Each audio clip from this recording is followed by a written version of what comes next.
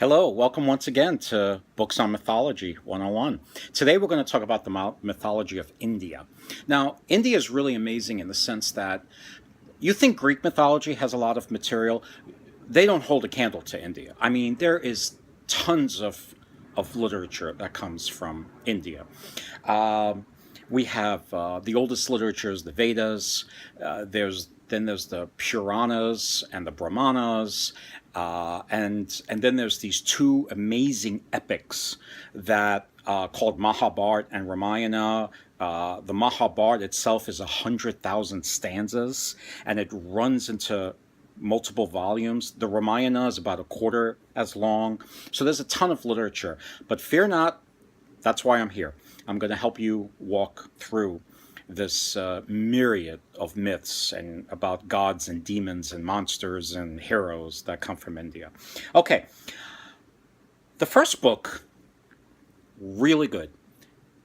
Simply told stories, some of the best stories from India, told by a novelist, an Indian novelist, and it's called Gods, Demons, and Others by R.K. Narayan. It's a short book, but wow, what beautiful stories, and so nicely told in simple English. Not really an English translation, more like his own renderings of it. So this is a great book to kind of get your feet wet, okay? Then, after this book, you can check out this English translation of portions of the Rig Veda. Okay, now the Rig Veda is the oldest Veda. It's written originally in Sanskrit, which is the ancient language of India.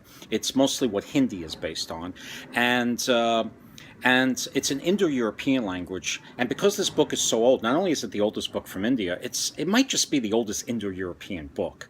So this translation is by Wendy Doniger O'Flaherty. She's a very well-known Sanskrit scholar, and this is a portion. Again, this is not the full Rig Veda. This is just a portion, and it basically a lot of stories in here have to do with the early gods. There today, modern Hindus talk about Brahma and Vishnu and Shiva, but before they rose in popularity, there were the gods in here, such as Indra, the rain god, who was kind of the king of everything during the time that this book was written. Today, I don't think anybody prays to Indra anymore. But basically, it's the most important stories in here most likely have to do with Indra, the storm god, and his fighting with the dragon Vritra, and by destroying Vritra, and he represents, his weapon is the thunderbolt. Sound familiar? Zeus, Thor. This is an Indo-European myth that we're talking about here, but Indian style. And he has to destroy Vritra, the serpent, or the dragon, in order to release the water. Okay? Again, water, dragons, the Bible, Leviathan. Constant theme here. So the Rig Veda. Okay, you could check this out. Okay?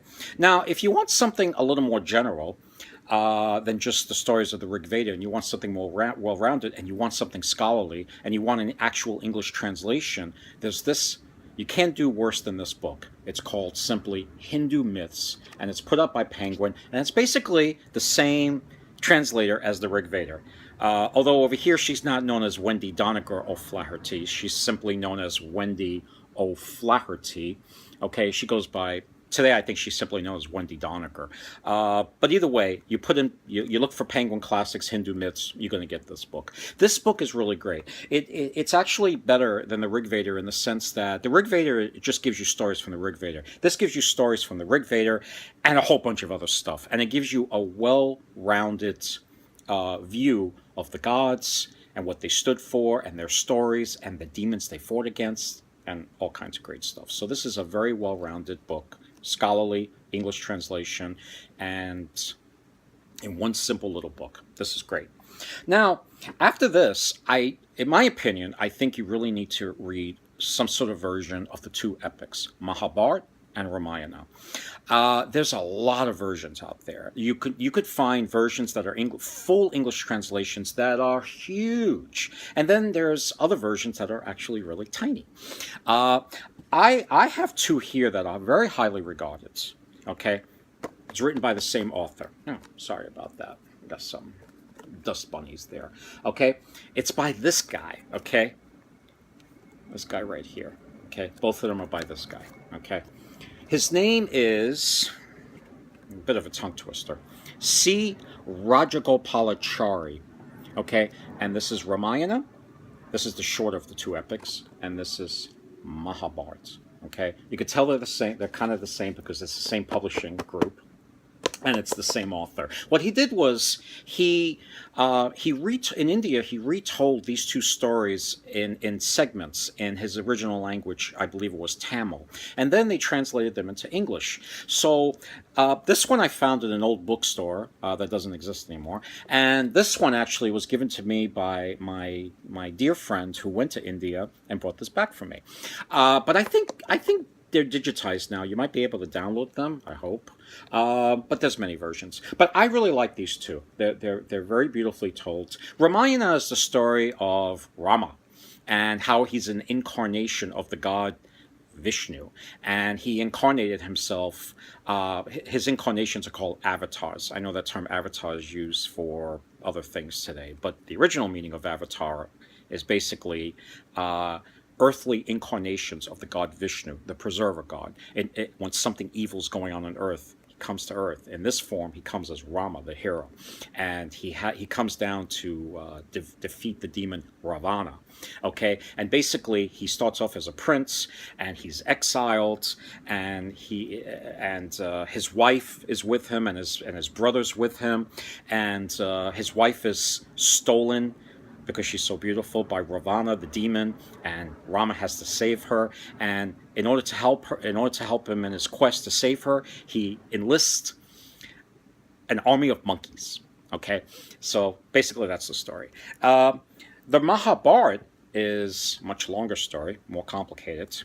It's very long. But the funny thing about Mahabharata and Ramayana, the kernel of the stories are actually fairly simple.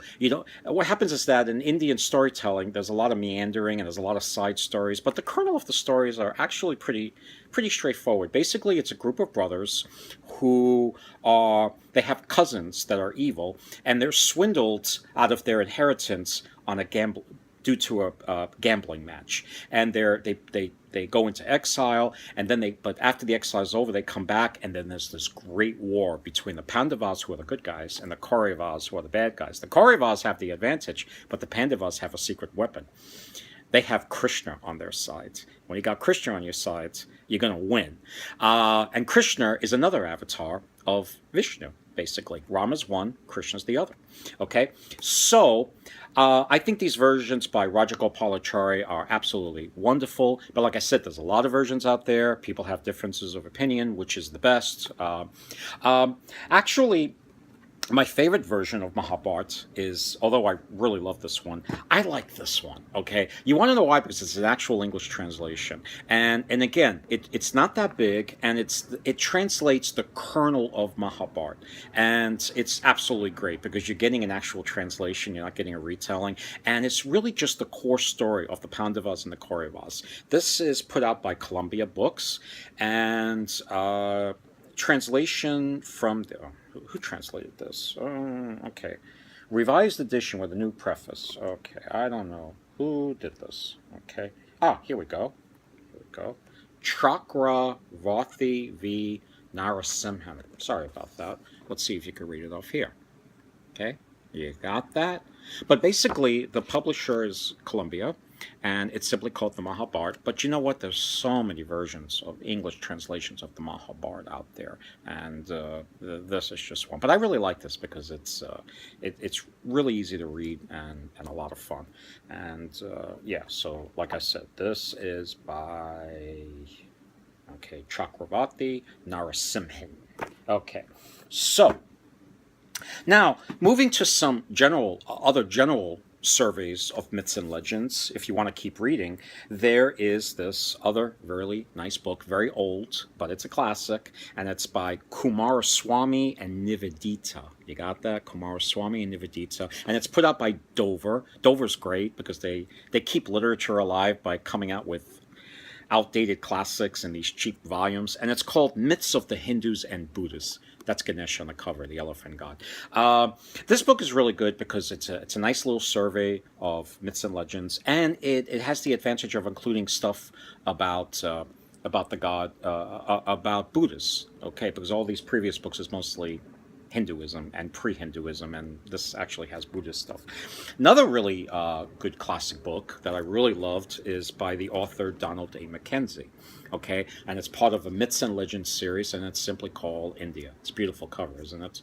And this is again another really wonderful survey of myths and legends. If you want to read another book, this he takes a god by god approach. But both these books are funny because they both have a short retelling of the two epics, Mahabharata and Ramayana, also. So you're getting that also.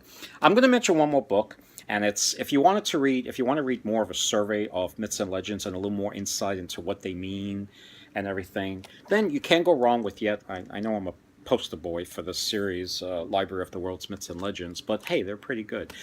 Indian Mythology by Veronica. Okay, this is a really good book, beautifully illustrated. It's got all kinds of stuff in here, statues and paintings, and that's a demon.